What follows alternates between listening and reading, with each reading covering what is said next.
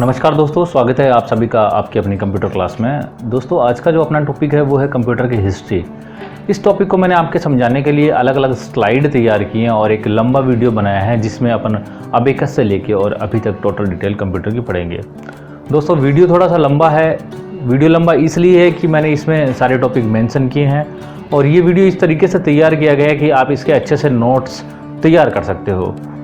आपसे एक रिक्वेस्ट है कि वीडियो को बीच में स्किप न करें और वीडियो को पूरा देखें। दोस्तों मुझे उम्मीद है कि इस वीडियो से आपको कंप्यूटर की हिस्ट्री के बारे में लगभग पूरी जानकारी मिल जाएगी। दोस्तों तो चलिए अपन शुरू करते हैं कंप्यूटर की हिस्ट्री।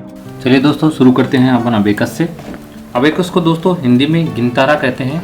हिंदी में इसका नाम गिनतारा है और इसे काउंटिंग फ्रेम के नाम से भी जाना जाता है। एक्चुअली में ये कुछ फ्रेम के आकार का है, इसलिए इसे काउंटिंग फ्रेम के नाम से भी जाना जाता है। दोस्तों इसकी फुल फॉर्म है abundant beats addition and calculation utility system. ये इसकी दोस्तों फुल फॉर्म है। चीन में अबेकस को सुनपान के नाम से जाना जाता है और अबेकस का जो आविष्कार है वो एक बेबीलोन नाम से जगह थी, वहाँ पे इसका आविष्कार हुआ था। 3000 ईसा पूर्व इसका आविष्कार हुआ था। दोस्तों बहुत सी जगह हमें चीन भी देखने को मिला है इसके आविष्कार में कि इसका आविष्कार चीन में हुआ है। हमें क्वेश्चन के अकॉर्डिंग देखना है। अगर क्वेश्चन में आपके ऑप्शन में बेबीलोन नहीं दिया हुआ है तो हम वहाँ पे चीन करेंगे। एक्चुअली में चीन में बेबीलोन के बाद में ये मिला था, बट चीन में कुछ इसका डेवलप्ड रूप था। दोस्तों ये एक प्राचीन गणना यंत्र था जिससे नॉर्मल कैलकुलेशन की जाती थी। इसका इस्तेमाल दोस्तों अंकों की गणना करने के लिए, जैसे प्लस माइनस का काम है, अर्थमेटिक कैलकुलेशन, उसके लिए इसका यूज किया जाता था। दोस्तों ये एक्चुअली में एक प्रथम गणना यंत्र है। कंप्यूटर की शुरुआत की बात करें तो कंप्यूटर की शुरुआत अबेकस से ही मानी जाती है। दोस्तों नेक्स्ट अपन अबेकस के बाद में देखते हैं नेपियर बोन्स। नेपियर बोन्स 1617 में इसका आविष्कार हुआ था। स्कॉटलैंड के गणितज्ञ थे जॉन नेपियर, इन्होंने इसका आविष्कार किया था। दोस्तों एक्चुअली में इसके नेम में नेपियर जो वर्ड है वो इनके नेम से ही लिया हुआ है। बोन्स इसमें हड्डियों का यूज किया हुआ था, इसलिए यहाँ पे इसका नाम नेपियर बोन्स रखा गया है। एक्चुअली में दोस्तों इसके द्वारा गुणा कर सकते थे, यानी कि इसके द्वारा मल्टीप्लेक्शन का जो काम था वो इसके द्वारा कर सकते थे। दोस्तों और जॉन नेपियर ने लघु गुणक का भी आविष्कार किया था। दोस्तों ये भी इसमें एक क्वेश्चन बनता है कि और जॉन नेपियर ने या फिर लघु गुणक का आविष्कार किसने किया था, तो जॉन नेपियर ने लघु गुणक का आविष्कार भी किया था। ये थे जॉन नेपियर और जो ये डिवाइस है वो कुछ इस टाइप से थी। दोस्तों नेक्स्ट अपन देखते हैं पास्कल लाइन। पास्कल लाइन इसे एडिंग मशीन के नाम से भी जाना जाता है और पास्कल कैलकुलेटर के नाम से भी जाना जाता है। 1642 में 1642 में इसका आविष्कार हुआ था। फ्रांस के वैज्ञानिक थे ब्लेज पास्कल, इन्होंने इसका आविष्कार किया था। दुनिया का यह सबसे पहला मैकेनिकल कंप्यूटर था। दोस्तों इसके द्वारा जोड़ और घटाव, सब्ट्रैक्शन और एडिशन का काम है वो कर सकते थे। कुछ इस टाइप का था ये, और ये थे ब्लेज पास्कल। नेक्स्ट अपन देखते हैं स्टेप्ड रेकनर। स्टेप्ड रेकनर 1672 और 1673, मैंने दो डेट इसमें इसलिए लिखी है। एक्चुअली में 1672 में जर्मन के गणितज्ञ थे गॉटफ्रीड विल्हेम लेबनिज, इनके दिमाग में एक आइडिया आया था कि एक कैलकुलेटिंग मशीन मुझे बनानी है, इसलिए मैंने 1672 लिखा है। और दोस्तों इन्होंने इसके लिए ब्लेज पास्कल के बनाए हुए पास्कल लाइन का अध्ययन किया था, उसको समझा था। इसके बाद में इन्होंने एक लकड़ी का मॉडल तैयार किया था और उस मॉडल को लंदन की रॉयल फैमिली को 1 फरवरी 1673 को दिखाया था। दोस्तों तो इसलिए मैंने 1673 भी अलग से मेंशन किया है। इस मशीन के द्वारा सब्ट्रैक्शन भी कर सकते थे, एडिशन भी, डिवाइड वगैरह इससे कुछ कर सकते थे। जो नॉर्मल कैलकुलेशन का काम था वो इसके द्वारा कर सकते थे। जोड़ घटाव गुणा भाग का काम इससे किया जा सकता था। दोस्तों ये थे गॉटफ्रीड विल्हेम लेबनिज और जो इनके द्वारा डिवाइस बनाई गई थी वो दोस्तों कुछ इस टाइप की थी। नेक्स्ट अपन देखते हैं जैकार्ड लूम। दोस्तों जैकार्ड लूम, इसे लूम के नाम से भी जाना जाता है। 1801 में इसका आविष्कार हुआ था। फ्रांसीसी वैज्ञानिक थे जोसेफ मैरी जैकार्ड, इन्होंने इसका आविष्कार किया था। दोस्तों इसके अंदर क्या था, कार्डबोर्ड और पेपर से छेद किए हुए थे और उन छेदों के द्वारा, पंच कार्ड का भी इसमें यूज किया गया था, उनके द्वारा क्या हुआ कि इस पे कपड़े पे डिजाइनिंग की जाती थी। इस मशीन के द्वारा अलग अलग डिजाइन और पैटर्न कपड़े पे तैयार किए जाते थे। इस मशीन के द्वारा एक्चुअली में बुनकर का जो काम था वो इस मशीन के द्वारा किया जाता था। दोस्तों ये जो कुछ आप देख रहे हो ये वाले यहाँ पे ये होल्स वगैरह छेद इस मशीन पे किए हुए थे, जो इसमें कार्डबोर्ड और पेपर का जो यूज किया था उन पे ये होल्स वगैरह किए हुए थे और उनसे पेपर पे कपड़े पे डिज़ाइनिंग की जाती थी दोस्तों। नेक्स्ट अपन देखते हैं डिफरेंस इंजन दोस्तों।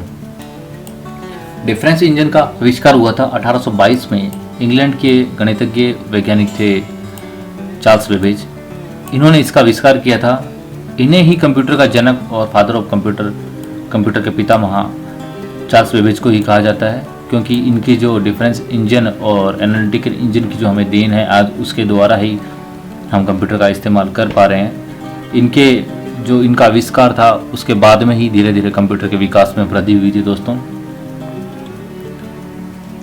तो ये थे चार्ल्स बेबेज जिन्होंने इसका आविष्कार किया था दोस्तों। ये चार्ल्स बेबेज थे और ये इंजन भाप से चलता था दोस्तों। 14 जून 1822 को चार्ल्स बेबेज ने दुनिया को बताया था अपने आविष्कार के बारे में, बट ये कहा जाता है कि चार्ल्स बेबेज उस टाइम पे इस इंजन को कम्प्लीटली रूप नहीं दे पाए थे दोस्तों।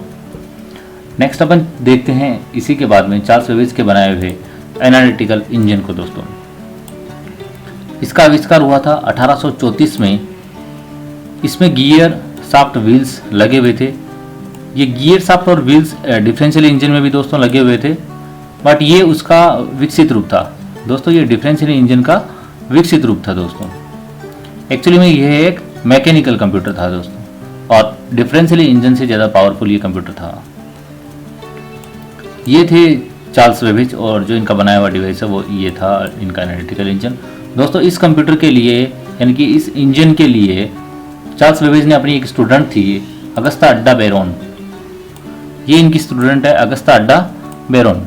इनके द्वारा और प्रोग्राम लिखने के लिए चार्ल्स बेबेज ने इनको कहा था। तो 1840 में क्या हुआ कि अगस्ता अड्डा बेरोन ने इस कंप्यूटर के लिए प्रोग्राम लिखा था। एक्चुअली में इन्हें अगस्ता अड्डा बेरोन के नाम से भी जाना जाता है और अड्डा लवलेस के नाम से भी इन्हें जाना जाता है दोस्तों। इन्होंने बाइनरी भाषा का इस्तेमाल करके और एनालिटिकल इंजन के लिए कौन सी लैंग्वेज का इस्तेमाल किया था? बाइनरी लैंग्वेज का इस्तेमाल करके एनालिटिकल इंजन के लिए एक प्रोग्राम लिखा था दोस्तों। अगस्ता अड्डा बेरोन को ही फर्स्ट प्रोग्रामर की उपाधि प्राप्त है। यही दुनिया की सबसे पहली प्रोग्रामर है दोस्तों। इसका भी एक क्वेश्चन पूछा जा सकता है दोस्तों। आप इनके नोट्स तैयार कर लें, स्क्रीनशॉट लेके रख लें ताकि आगे भी आपके एग्जाम में ये काम आते रहे। हरमन टेबुलेटिंग मशीन दोस्तों। हरमन टेबुलेटिंग मशीन को टेबुलेटिंग मशीन के नाम से भी जाना जाता है और इसे electromechanical punch card tabulating machine के नाम से भी जाना जाता है दोस्तों। 1889 में इसका आविष्कार किया गया था। अमेरिका के इंजीनियर थे हरमन होलेरिथ, इन्होंने इसका आविष्कार किया था दोस्तों। इस मशीन के द्वारा भारी संख्याओं में और उन आंकड़ों पर गणना की जा सकती थी। इस मशीन के द्वारा अमेरिका की जनगणना की गई थी दोस्तों। 1890 में इस मशीन के द्वारा ही अमेरिका की जनगणना की गई थी और उस समय जनगणना में कुल मिला के 3 वर्ष का समय लगा था। ये थे हरमन होलेरिथ और जो डिवाइस बनाई गई थी इनके द्वारा वो डिवाइस कुछ इस टाइप से थी दोस्तों। नेक्स्ट इसके बाद में अपन देखते हैं Z1 कंप्यूटर दोस्तों। Z1 कंप्यूटर का आविष्कार 1936 से 1938 के बीच में हुआ था। कोनार्ड जूस थे जिन्होंने इसका आविष्कार किया था दोस्तों। यह सबसे पहला प्रोग्रामेबल कंप्यूटर है जिसका वजन लगभग 1000 किलोग्राम था और इसमें बाइनरी का यूज किया गया था दोस्तों। इसका जो बेस था वो बाइनरी फ्लोटिंग पॉइंट के आधार पे और बाइनरी स्विचिंग सिस्टम के बेस पे इसको तैयार किया गया था। और दोस्तों ये थे कोनार्ड जूस और जो इनके द्वारा कंप्यूटर तैयार किया गया था वो दोस्तों ये वाला था। नेक्स्ट अपन चलते हैं, इसके बाद में अपन देखते हैं ABC एडनस ऑफ बेरी कंप्यूटर दोस्तों। ये इसकी फुल फॉर्म है। 1939 टू 1942 के बीच में इसका आविष्कार हुआ था। इसके आविष्कारक थे प्रोफेसर जॉन एटनसॉफ और क्लिफबोर्ड बेरी दोस्तों। ये लोवा स्टेट यूनिवर्सिटी में प्रोफेसर थे, इन्होंने इसका आविष्कार किया था। यह पहला इलेक्ट्रॉनिक डिजिटल कंप्यूटिंग डिवाइस है दोस्तों। ये भी एक क्वेश्चन हो सकता है, इंपॉर्टेंट क्वेश्चन है दोस्तों। ये सबसे पहला इलेक्ट्रॉनिक डिजिटल कंप्यूटिंग डिवाइस है। ये वाली जो डिवाइस है वो ये वाली है दोस्तों। चलते हैं नेक्स्ट अपन देखते हैं मार्क 1। मार्क 1 नाम रखने से पहले इस कंप्यूटर का नाम था ऑटोमेटिक सीक्वेंस कंट्रोल्ड कैलकुलेटर दोस्तों। ये मार्क 1 से पहले इसका नाम था और हार्वर्ड कैलकुलेटर के नाम से भी इसे जाना जाता है। 1944 में इसका आविष्कार हुआ था।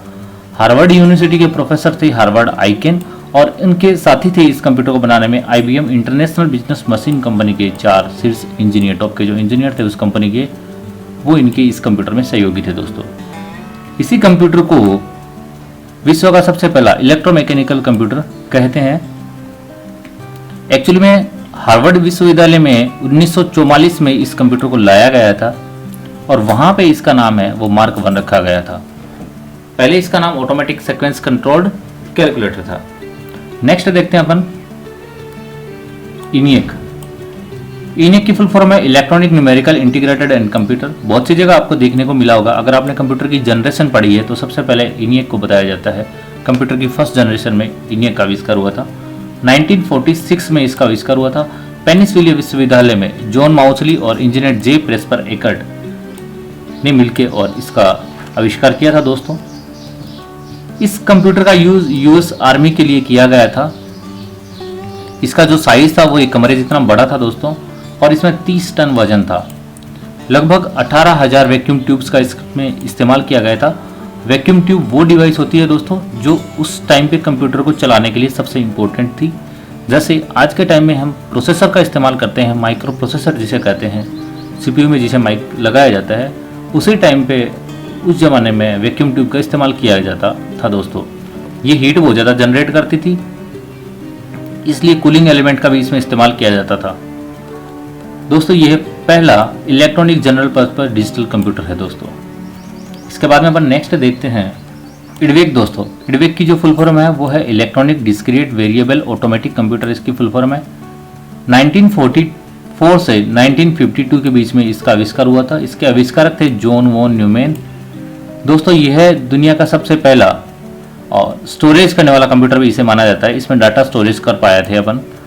इनियक का विकसित रूप था दोस्तों और जो आज हम डाटा स्टोरेज कर रहे हैं वो इसी की अवधारणा ही है।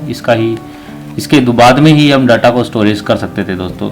ये थे जॉन वॉन न्यूमैन और जो ये डिवाइस था, ये कंप्यूटर था, वो कुछ इस टाइप से था। नेक्स्ट अपन देखते हैं इडसेक दोस्तों। इसकी फुल फॉर्म है electronic delay storage automatic calculator और 1947 में इसका आविष्कार हुआ था। कैम्ब्रिज यूनिवर्सिटी के गणितज्ञ थे प्रोफेसर सर मॉरिस विल्केस, इन्होंने इसका आविष्कार किया था दोस्तों।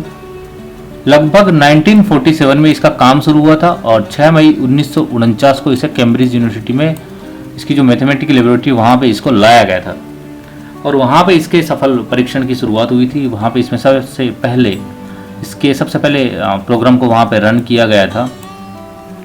इसके सबसे पहले प्रोग्राम में वर्ग संख्याओं और अभाज्य संख्याओं की एक लंबी सूची थी, उस पर गणना की गई थी दोस्तों।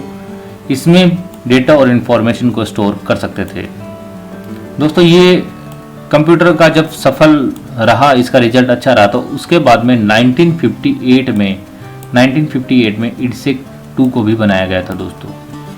ये थे सर मॉरिस विल्केस और ये जो डिवाइस कंप्यूटर उनके द्वारा बनाया गया था वो ये वाला था दोस्तों। नेक्स्ट अपन देखते हैं यूनिवेक को। यूनिवेक दोस्तों, इसे यूनिवेक 1 के नाम से भी जाना जाता है। यूनिवर्सल ऑटोमेटिक कंप्यूटर इसकी फुल फॉर्म है दोस्तों। 1951 में इसका आविष्कार हुआ। जे प्रेस्पर एकर्ट और जॉन माउसली इसके आविष्कारक हैं दोस्तों। इनके द्वारा दुनिया की सबसे पहली कंप्यूटर की कंपनी की स्थापना की गई थी जिसका नाम है इलेक्ट्रॉनिक कंट्रोल्स कंपनी। ये दुनिया की सबसे पहली कंप्यूटर की कंपनी है जिसकी स्थापना जे प्रेस्पर एकर्ट और जॉन माउसली ने की थी।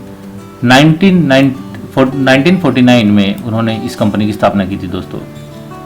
यूनिवेक 1 पहला ऐसा कंप्यूटर है जिसका इस्तेमाल कॉमर्शियल यूज के लिए किया गया था, व्यावसायिक रूप से इसका इस्तेमाल किया गया था दोस्तों। कुछ इस टाइप का था ये डिवाइस।